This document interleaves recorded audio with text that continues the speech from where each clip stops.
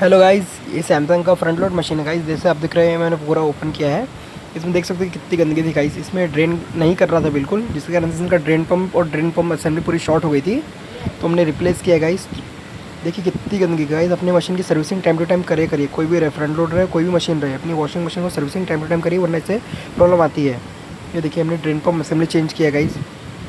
बहुत बहुत खतरनाक कचरा निकला इसके अंदर से गाइज़। अगर वीडियो अच्छा लगा तो शेयर करें, लाइक करें, कमेंट करें, सब्सक्राइब करें गाइज़।